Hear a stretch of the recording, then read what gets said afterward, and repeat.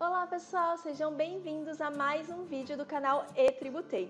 Eu sou a Dani e no vídeo de hoje eu vou explicar para vocês o que é a operação de back-to-back e qual a implicação disso dentro do cálculo de preço de transferência. E aí, antes de eu ir para o tema especificamente, né, já vou deixar aquele recado para vocês. Então, se você é novo aqui no canal, segue a gente, né? Curta esse vídeo, compartilhe, comente se você gostou, indique para os amigos. E assim, o canal eTributei é um projeto meu e da minha amiga Amanda, tá? E aí a gente traz vários assuntos tributários, a gente tenta trazer da forma mais prática e simples possível para vocês entenderem. Então vamos lá ao tema. Hoje eu vou falar de operação de back-to-back. Então, gente, muitas vezes a gente ouve, né, falar essa expressão, essa operação back-to-back, a gente acha que é um bicho de sete cabeças, né? E realmente tem algumas questões muito específicas para fins de alguns outros tributos, mas como eu comentei no início do vídeo, esse vídeo eu vou falar especificamente, né, da implicação do cálculo de back-to-back para cálculo de preço de transferência. Então, não vou falar de PIS e COFINS, se incide, não incide, qual imposto incide, tá? Mas eu vou falar especificamente de preço de transferência. Então, gente, eu acho que muitas vezes a gente ouve esse termo, acha que é alguma coisa muito difícil e não é. E é justamente isso que eu quero trazer no vídeo de hoje para vocês, para desmistificar o que é a operação de back-to-back, de uma forma bem simples. Então, gente, resumindo, operação de back-to-back é quando ocorre a operação de compra e venda, importação e exportação, sem que ocorra a efetiva entrada de mercadoria e saída de mercadoria. No entanto, ocorre a operação de compra e venda. Dani, como assim, né? Tem operação de compra e venda da mercadoria, mas a mercadoria não vem para o Brasil, não sai do Brasil. Como que isso pode acontecer? Então, eu trouxe aqui um exemplo para vocês com desenho para ficar tudo mais fácil, né? Com desenho fica tudo mais fácil da gente entender. Então, imagine que tem uma empresa chamada Companhia ABC, localizada aqui no Brasil, tá? E aí ela realiza operações no exterior, importação, exportação e tudo mais. Então vamos lá. Imagine que eu tenho uma vinculada, que é o meu fornecedor, e eu tenho um cliente também lá no exterior, tá? Nesse caso, o cliente é um terceiro, não é vinculado, apenas a empresa que eu compro, né, minha fornecedora é vinculada. Aí, pensa assim, vamos ver aqui. Por exemplo, eu vou lá e eu sou uma empresa que revende calculadora, tá?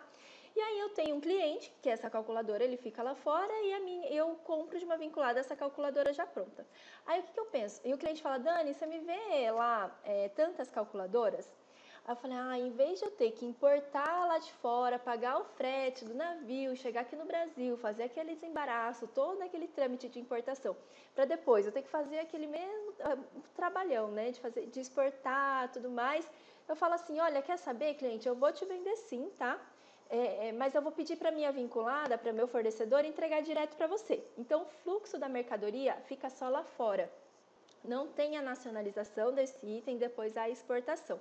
Gente, é uma operação de triangulação que a gente vê que ocorre no mercado interno. O back-to-back é quando ocorre essa operação de triangulação no mercado externo. É isso. Então, a mercadoria, ela segue o fluxo direto, tá? Lá fora. No entanto, ocorre sim a operação de compra e venda. Financeiramente. Então, eu vou lá, compro da minha vinculada, vou lá, vendo para o meu cliente, tem operação financeira, esse item foi meu, depois eu vendi. No entanto, não tem declaração de importação, não tem registro de exportação. Por quê? Esse produto, a calculadora não veio de navio, ingressou no Brasil, né, fez o desembaraço e eu exportei. Ela foi direto, tá?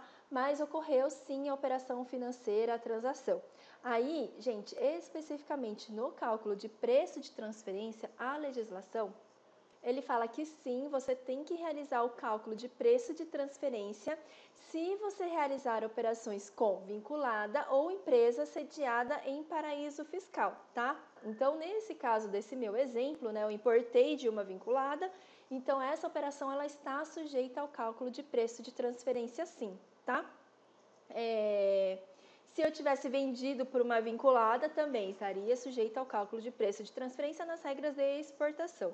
Então, gente, como eu comentei, né, esse vídeo eu vou falar especificamente de transfer pricing, não estou falando de outras questões, né, outros tributos, mas é muito importante que vocês saibam disso, porque o que acontece? Muitas vezes no dia a dia das empresas, elas acabam esquecendo desse back-to-back, realizou a operação de back-to-back, mas aí vai calcular o preço de transferência e acaba esquecendo. Por quê? Porque não tem uma DI, não tem uma RE, não tem uma nota fiscal daquele item e aí acaba esquecendo porque normalmente essa operação ela é comprovada, você vai ter uma invoice dessa operação, tá? Não vai ter uma DI, uma RE, uma nota fiscal e tudo mais. Mas ele está sujeito sim ao cálculo de preço de transferência, tá bom? Então, gente, o vídeo de hoje era para falar o que é back-to-back. Então, gente, não é um bicho de 7 cabeças, é uma operação de triangulação que ocorre lá fora e se uma dessas pernas, né, ou importação, exportação, ou ambas ocorrerem com vinculada ou país sediado em paraíso fiscal, tem que sim calcular o preço de transferência. A gente tem que ver um dos métodos lá de importação ou de exportação, a gente vai ver o que a gente está falando aqui no caso, e tem que calcular o preço de transferência. Então, o recado do vídeo de hoje é esse. Qualquer dúvida, deixa aqui nos comentários. Até a próxima!